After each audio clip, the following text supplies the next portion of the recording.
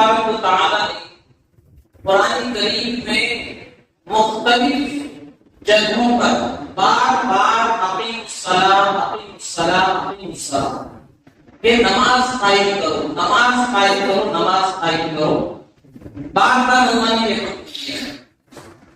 اسی طریقے سے اللہ تبارک و تعالی نے قرآن کریم میں سورہ بقرہ کے بالکل شروع میں متقی لوگوں کی صفات بیان فرمائی، الذین یؤمنون بالغیب ویقیمون الصلاۃ ومما رزقناہم ينفقون، کہ متقی لوگ وہ ہیں جو غیب پر ایمان رکھتے ہیں، یعنی بغیر دیکھی چیزوں کو مانتے ہیں اور نماز کو قائم کرتے ہیں، اور جو ہم نے رزق دیا ہے ان کو اس میں خرچ کرتے ہیں۔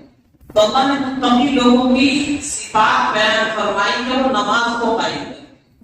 اسی طرح اللہ نے فرمایا سورہ بقرہ میں ہی دوسری جگہ وَأَقِيمُوا الصَّلَاةَ وَآتُوا الزَّكَاةَ وَارْكَعُوا مَعَ الرَّاكِعِينَ، کہ نماز قائم کرو، زکات ادا کرو اور رکوع کرو رکوع کرنے والوں کے ساتھ۔ مراد یہ ہے کہ جماعت کے ساتھ نماز ادا کرو، یا اللہ نے رکوع کا خاص طور سے تذکرہ فرمایا کہ یہودیوں کی نماز میں رکوع نہیں تھا، تو اللہ نے خاص طور سے رکوع کا تذکرہ فرمایا۔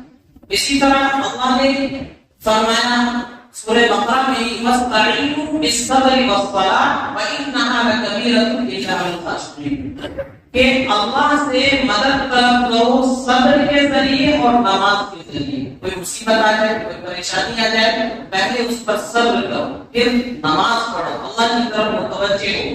اور فرمایا وَإِنَّهَا لَكَبِيرَةٌ إِلَّا عَلَى الْخَاشِعِينَ، کہ یہ نماز پڑھنا یہ بڑا بھاری کام ہے، مگر خشوع اور خضوع کرنے والوں کے لیے یہ کوئی بھاری کام نہیں ہے۔ جو لوگ عاجزی کے ساتھ اللہ کی طرف متوجہ ہوتے ہیں، توجہ کے ساتھ نماز پڑھتے ہیں، ان کے لیے کوئی بھاری کام نہیں ہے، ان کو مزہ آتا ہے نماز پڑھنے میں۔ اور جو نماز کی اہمیت کو نہیں سمجھتے، دل لگا کر نماز نہیں پڑھتے، تو پھر ان کے لیے یہ بڑا بھاری اور مشکل کام ہے۔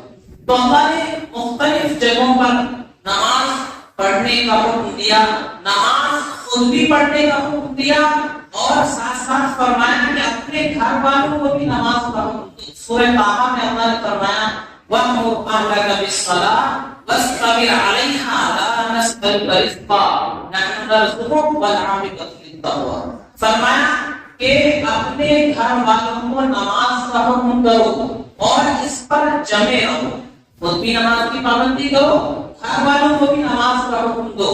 فرمایا لا نسألک رزقا، ہم آپ سے رزق کا مطالبہ نہیں کرتے، نحن نرزقک، ہم آپ کو رزق دیں گے، یعنی رزق کا وعدہ اللہ نے اپنے ذمہ لے لیا کہ ہم تمہیں روزی دیں گے، تم اپنے گھر والوں کو نماز کا حکم کرو، اس پر جمے رہو، ہم روزی کا مطالبہ نہیں کرتے، روزی ہم تمہیں دیں گے، والعاقبۃ للتقویٰ، اور بہترین انجام تقویٰ کا اور پرہیزگاری کا ہے۔ تو اللہ نے قرآن کریم میں جگہ جگہ نماز پڑھنے کا حکم دیا۔ اسی طریقے سے اللہ کے نبی علیہ السلام نے احادیث میں نماز کی اہمیت کو بیان فرمایا۔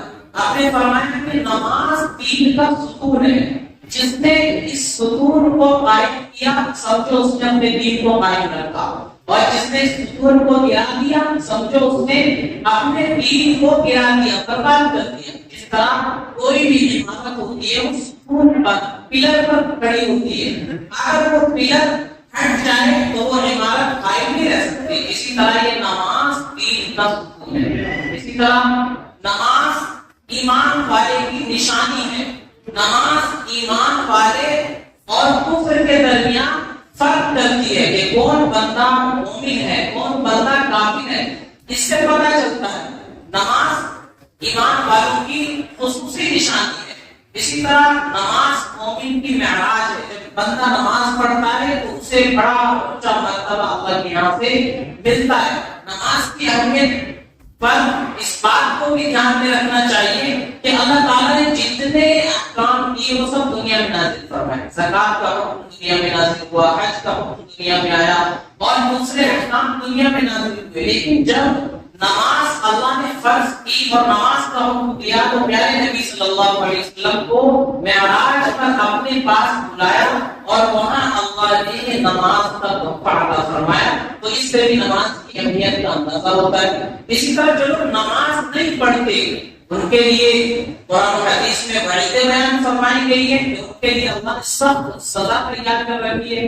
قرآن کریم نے سورہ مدثر میں فرمایا کہ جب جہنمیوں کو جہنم میں ڈال دیا جائے گا اور ان سے پوچھا جائے گا ما سلککم فی سقر، تم جہنم میں کیسے آ گئے؟ تو وہ کہیں گے قالوا لم نک من المصلین، وہ سب سے پہلے یہی کہیں گے کہ ہم نماز نہیں پڑھا کرتے تھے. تو نماز نہ پڑھنے کی وجہ سے ان کو جہنم میں داخل کیا گیا. تو ان باتوں سے ہمیں معلوم ہو جانا چاہیے کہ نماز ہمارے دین میں کتنی اہم ہے. ایک بندہ جب کلمہ پڑھ لیتا ہے، مسلمان ہو جاتا ہے، تو اس پر سب سے پہلی چیز جو فرض ہوتی ہے وہ نماز ہوتی ہے. تو نماز یہ اتنی اہم چیز ہے.